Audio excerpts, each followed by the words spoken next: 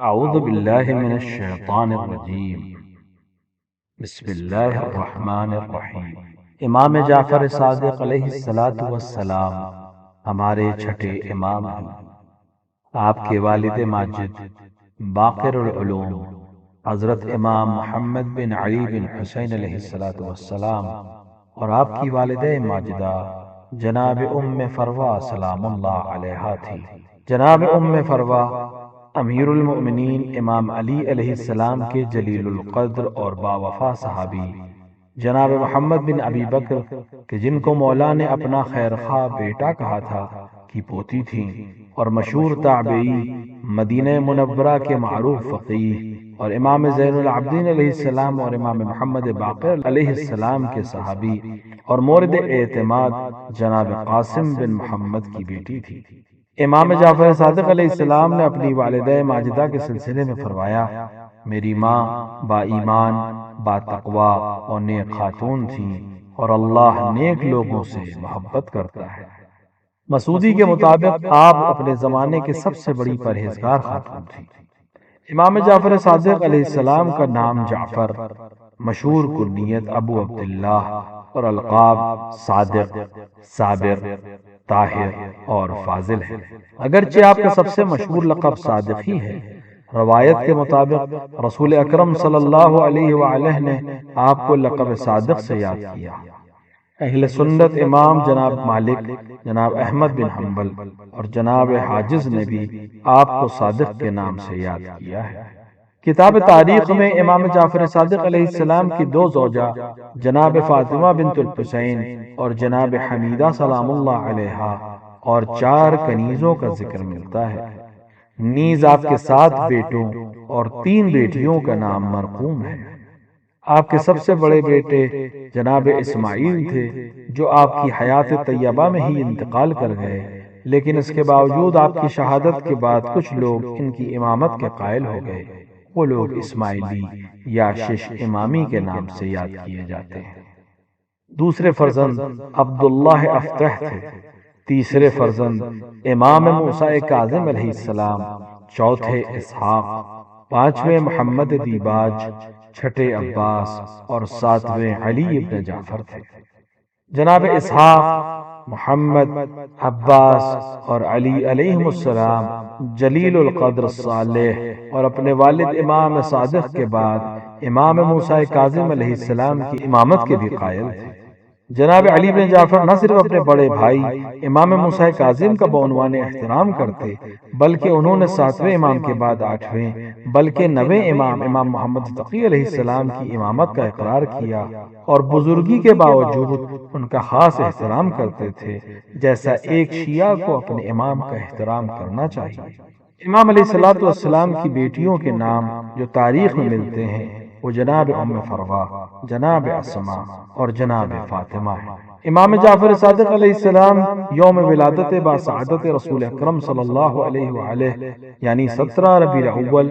سن 83 ہجری کو مدینہ منورہ میں پیدا ہوئے، اور 15 یا 25 شوال سن 148 ہجری کو 65 برس کی عمر میں زہر دغا سے شہید ہو کر مدینہ منورہ میں جنت البقیع میں اپنے والد کے پہلو میں دفن ہوئے۔ آپ اپنی پاکیزہ عمر کے ابتدائی 12 سال اپنے جد بزرگوار امام زین العابدین علیہ السلام کے زیر سایہ و تربیت بسر کیے۔ اس کے بعد اپنے والد ماجد امام محمد باقر علیہ السلام کے زیر سایہ زندگی بسر کی،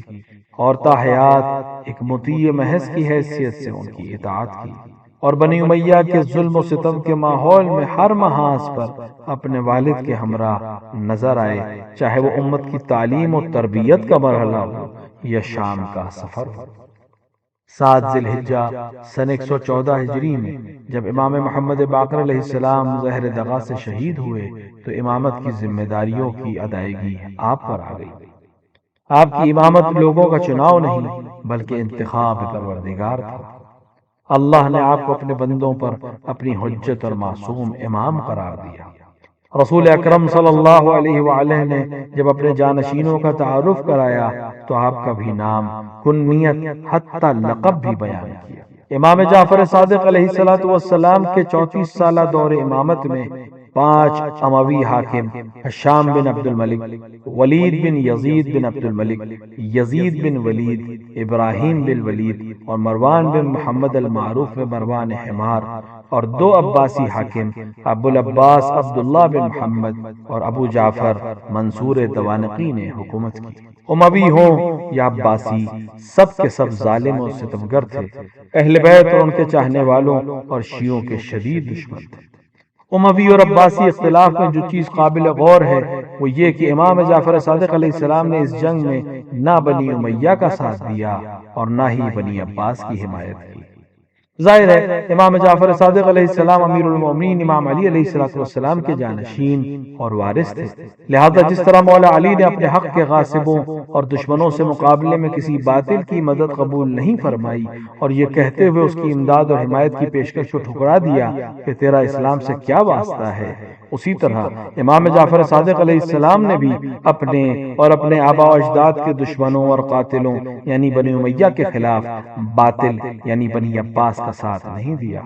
اور موقع غنیمت جانتے ہوئے تعلیم و تربیت کا سلسلہ شروع کیا اور مدرسہ قائم کیا۔ اگرچہ اس تعلیمی تحریک کے لیے بھی آپ کو طولانی موقع نہ ملا، بلکہ صرف 2 صدی ہجری کے 3 دہائی میں ہی آپ کو یہ موقع فراہم ہوا، نہ کہ اس سے پہلے کے حالات سازگار تھے اور نہ اس کے بعد حالات ایسے رہے کہ آپ مدرسے کو قائم رکھ سکیں، لیکن اس مختصر مدت میں بھی آپ نے 4000 سے زیادہ تشنگان علوم کو سیراب کیا۔ آپ کے مدرسے میں نہ صرف شیعہ آتے تھے بلکہ ہر مذہب اور ملت کے لیے آپ کے مدرسے کا دروازہ کھلا تھا۔ روایات کے مطابق شیعہ ہو یا سنی، ضروریات دین کا اقرار کرنے والا ہو یا انکار کرنے والا، سب کو اجازت تھی کہ جس کو بھی علم سیکھنا ہے وہ آ سکے، جس کے سب سے بڑی مثال یہ ہے کہ آج ہمارے شیعہ مذہب عقائد ہو یا اخلاق، احکام، تفسیر یا حدیث، ہر لحاظ سے امام جعفر صادق علیہ السلام کی مرہون منت ہے۔ اسی طرح مذہب اہل سنت بھی آپ کا زیر کرم ہے، کیونکہ 4 فقہی اماموں کے نے بلا واسطہ یا با واسطہ آپ ہی سے کسب فیض کیا ہے۔ آج دنیا نے تعلیمی میدان میں اتنی ترقی کر لی ہے کہ مہارت کے حوالے سے علوم تقسیم ہو چکے ہیں، جیسی عصری علوم میں کہیں میڈیکل کا ماہر بنایا جاتا ہے تو کہیں انجینئرنگ کا، کہیں سیاست کا ماہر بنایا جاتا ہے تو کہیں اقتصاد کا، اور اسی طرح اگر ہم حوزوی علوم کی طرف نظر کریں، ہمارے مولا امام جعفر صادق علیہ السلام نے 1400 سال پہلے دینی علوم ہو یا عصری علوم اپنے شاگردوں کو ان کے ذوق اور ضرورت کے مطابق علم سے ماہر بنایا، کہ کوئی حدیث کا ماہر ملا تو کوئی تفسیر کا، کوئی کلام کا ماہر ملا تو کوئی مناظرے کا، کسی نے کیمیا، کسی نے فلکیات اور کسی نے نجوم میں مہارت حاصل کی۔ امام جعفر صادق کے سامنے مختلف جوانب سے مشکلات تھی۔ ایک جانب حکومت چاہے بنی امیہ ہو یا بنی عباس، وہ آپ کے دشمن تھے۔ مسلمانوں کا وہ طبقہ جو بعد رسول اہل بیت سے دور رہا تھا وہ بھی آپ کا مخالف تھا۔ منکرین خدا، یہودی، نصارہ، اسی طرح غالی بھی تھے جو ظاہر میں آپ سے محبت کا دعویٰ کرتے تھے لیکن وہ آپ کے خدا کے منکر تھے، وہ بھی آپ کے دشمن ہی تھے۔ ان تمام بیرونی مخالفین کے علاوہ خود بنی ہاشم کے بعض افراد بھی نادانی یا دنیاوی لالچ کے سبب آپ کی مخالفت میں دوسروں سے پیچھے نہیں تھے، لیکن ان تمام حالات میں بھی آپ نے اپنے چاہنے والوں کو ایسی تربیت فرمائی کہ اگر ان پر کوئی عمل کر لے تو حالات چاہے جتنے ہی خراب کیوں نہ ہوں، اس کے باوجود وہ مشکلات پہ جینے کا نہ صرف ہنر جانتا ہوگا بلکہ اس کا عملی نمونہ بھی پیش کر دے گا۔ امام جعفر صادق نے بتایا کہ منصب امامت اللہ کا دیا منصب ہے اور اس میں کسی بندے کا کوئی اختیار نہیں ہے، لہٰذا ایک شیعہ کو امام کی ویسے ہی بغیر چوں و چرا اطاعت کرنی چاہیے جیسے وہ اللہ اور رسول کی اطاعت کرتا ہے۔ حکم امام کے سامنے سر تسلیم خم ہو جانا چاہیے۔ حقیقی شیعہ ہونے کی دلیل ہے جیسے جناب ہارون مکی رضوان اللہ تعالی علیہ نے اطاعت امام کی۔ خدا مجھے اپنے رسول اور اپنی حجت کی معرفت عطا فرمائے، آمین یا رب العالمین۔